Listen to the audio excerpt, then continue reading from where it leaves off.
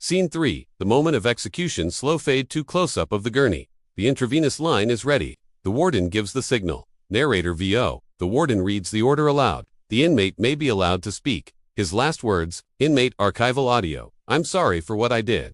I hope my death brings peace. Tell my mom I love her. Narrator VO. Some use their final breath to apologize. Others curse the system. And some say nothing at all. A quiet pause. Then the sound of a heart monitor slows, then stops. Narrator VO. Within minutes, it is over. The doctor checks for a pulse. The warden declares the time of death. The curtain falls once more.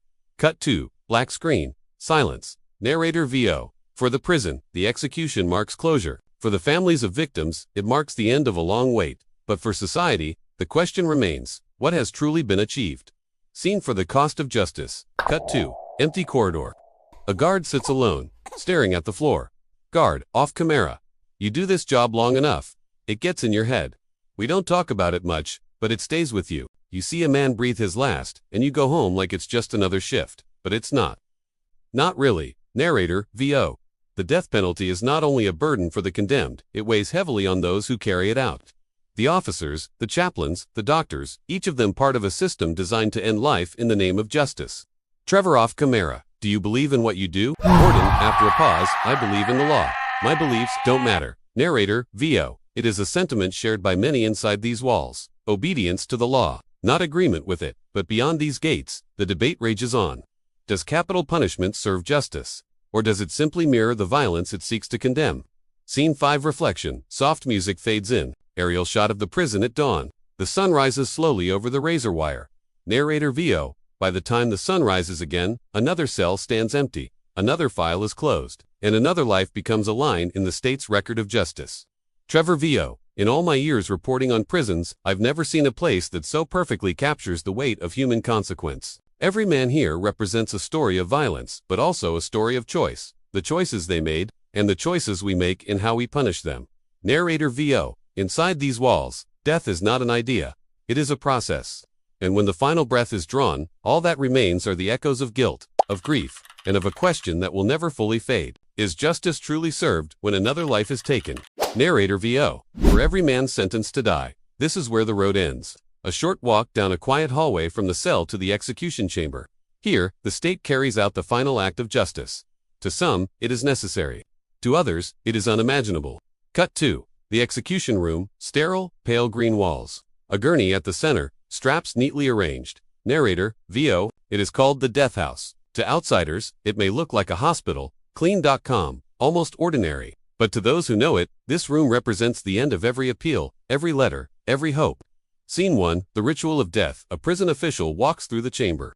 Checking equipment, testing the microphone. Warden off. When the execution is scheduled, everything follows procedure. It's not emotional, it's technical. We rehearse every step, who enters, who straps, who announces the time. No mistakes, no surprises. Narrator, VO. It is a ritual as old as justice itself, carefully choreographed, yet morally divisive.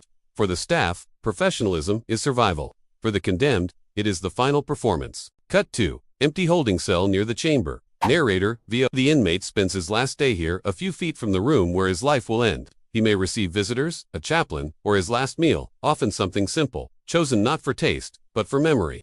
Chaplain, off camera. Some ask for fried chicken, some for steak, some for nothing at all, but most of them can't eat. The fear takes that away. Narrator, VO. When the final hour arrives, guards escort the prisoner from the holding cell. The walk is short, 40 steps. The man's hands are cuffed, his legs shackled. The silence is broken only by the sound of chains and breathing. Scene 2. The witness room. Camera pans across a small room separated by glass. Rows of chairs, reporters, officials, family members. Narrator, VO. Just beyond the glass. Witnesses gather, families of victims, journalists, state officials, each comes searching for something different, closure, understanding, or perhaps, peace. But what they find is something far colder. Reporter off camera. The room is silent. You can hear the air conditioning. Everyone's waiting for the curtain to rise. Narrator, VO. When it does, time seems to stop. The inmate lies strapped to the gurney, needles in his arm, the chaplain at his side. Sometimes, he looks toward the witnesses, searching for a face he recognizes. Sometimes, his eyes stay closed until the end.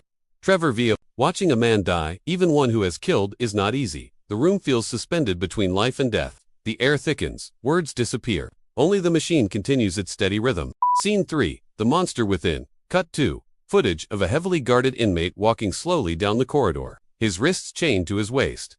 Narrator, VO. Some inmates embrace their guilt, even their darkness. They have no illusions, no excuses, only the cold acceptance of who they are. Inmate interview. I killed 3 people. Strangers, I didn't know them. I just wanted to see what it felt like. Trevor looks up from his notes, visibly unsettled. Trevor, off camera. Do you feel any remorse for what you did? Inmate shrugs. Remorse doesn't change anything. What's done is done. They can kill me, but I've already died inside. Narrator VO. He is one of the most dangerous men on death row, cold, calculating, and disturbingly at peace with what he's done. Psychologists call it affective flattening, the absence of emotion even when speaking about murder. It is a reminder that not all monsters hide in the dark. Some sit calmly, smiling, waiting for their turn to die. Scene for the weight of conscience. Cut 2. A dimly lit cell. A man sits on his bunk, writing a letter. Narrator VO. For others, the years bring not denial or defiance, but something more complex. Conscience is the slow realization that their crime has defined not only their victim's life, but their own. Inmate reading his letter. I think about her family every day. If I could change places with her, I would, but all I can do is write these words and hope one day they forgive me. Narrator VO. Some write to victims' families, even when they know their letters will go unread. It is a way of reaching beyond the walls, of seeking forgiveness in a place built for punishment. Chaplain off camera. Some of these men find religion in here. Maybe it's real, maybe it's just another way to cope. But when a man facing death starts to pray for the first time in his life, you can see something change in his eyes. Scene 5. Trevor's reflection footage. Trevor walks slowly past the cells, his reflection mirrored in the reinforced glass. Trevor VO. I've met killers before, in prisons, on the streets, in war zones, but there's something different about death row. The stillness here hides a storm. Each man is trapped between past and future, between the person he was and the person he wishes he could be. Narrator VO. The stories may differ, but the truth remains the same. On death row, time stands still. Men age, hair turns gray, faces harden, but the crimes that brought them here never fade. Slow dissolve, a hand pressing against the glass, fading into an image of the prison exterior at sunset. Narrator VO. As night falls over the prison, the lights dim, and doors lock for the final time that day. Inside each cell, a man lies awake, haunted not just by what he's done, but by what awaits him. Trevor, closing line. For some, death will come as punishment. For others, as release. Opening slow-motion footage of inmates being escorted in handcuffs. The sound of metal doors echoes through the corridor. Narrator VO. Behind every cell door on death row lies a story of violence, of choices made in a moment of rage, and of the lives shattered in their wake. For some, it was a single night that changed everything. For others, a lifetime of anger and circumstance that finally caught up with them. Each man here carries 2 versions of himself, the one the world remembers for his crime, and the one that lives in isolation, left to face what he's done. Scene 1, The Confession. Cut 2, Interview Room. A man in his late 40s sits behind glass, tattoos covering his arms. He speaks calmly, almost detached. Trevor off camera. You've been here 14 years. What goes through your mind when you think about the night of the murder? Inmate, every day, I replay it. I was drunk, angry. She wanted to leave, and I couldn't stand it. I hit her once, then twice. By the time I stopped, she was gone. Narrator VO. He murdered his girlfriend in a fit of rage, a moment he says he can never take back. In court, the jury deliberated for just 3 hours before returning the death sentence. Inmate, they said it was justice. Maybe it is, but it doesn't bring her back. I'm not the same man who did that. The man who did that died a long time ago. Camera lingers on his face, emotionless, yet exhausted. Narrator, VO. It is a sentiment often heard on death row, the belief that time and reflection can somehow rewrite who they are. But for the families of the victims, remorse offers little comfort. Victim's sister. Archival interview. He says he's sorry, but my sister's gone. You don't get to kill someone and then find peace later. That's not how this works. Scene 2, The Denial. Cut 2, another inmate, clean-cut, articulate, early 50s. Narrator VO. Not every man here accepts guilt. Some insist they were wrongly convicted victims. They claim of flawed investigations or unreliable witnesses. Trevor off camera. You maintain you didn't commit the murder, yet the evidence was overwhelming. DNA eyewitnesses, a confession. Inmate. That confession wasn't real. I was scared. They kept me in that room for 16 hours. I said what they wanted me to say. But I didn't kill anyone. I swear it. Narrator VO. The courts disagreed. His appeals have been rejected again and again. Yet in his mind, he remains innocent, a man condemned by a system he no longer trusts. Trevor off. Do you think the truth still matters now? After all these years? Inmate, after a pause, the truth is all I've got left. Narrator, VO, 4 men like him. The cell becomes both sanctuary and prison. Hope flickers dimly, a belief that somewhere, somehow, one last appeal might set them free. Scene for the final step, cut to the death chamber. A simple gurney under bright lights. Narrator, VO. Just a few meters from the cells stands the room that ends it all, the execution chamber. It is clinical, silent, almost ordinary. Here the state carries out its most final duty. Execution technician, off camera. When you see it for the first time, it's not what you expect. It's quiet. There's no drama, just a few people doing a job. Narrator, VO, for the condemned. This room is the destination they have spent years approaching. One court date, one appeal, one sunrise at a time. Trevor, off camera. Do you think about this room often? Inmate, quietly, every day. It's the only way I know how this story ends. Scene 5, reflection. Soft piano fades in. Prison yard at sunset. The camera lingers on the walls, the barbed wire, the horizon beyond. Narrator, VO. Death row is a place of contradictions. A place where violence and silence coexist, where remorse meets defiance, and where justice and vengeance blur into one. The men here are guilty of terrible crimes, but they are also human beings, caught in a system that asks one of the hardest questions a society can face. Should we take a life? To punish the taking of a life? Trevor, closing the act. In all my years of journalism, few places have felt as heavy as this one. It's not just the walls, or the bars, it's the weight of finality. For every man on death row, time is running out. And yet, inside these cells, life goes on. One breath, one prayer, one heartbeat at a time. Opening aerial shot of a high-security prison. Razor wire glistens under the southern sun. Narrator, VO, hidden behind layers of concrete and steel.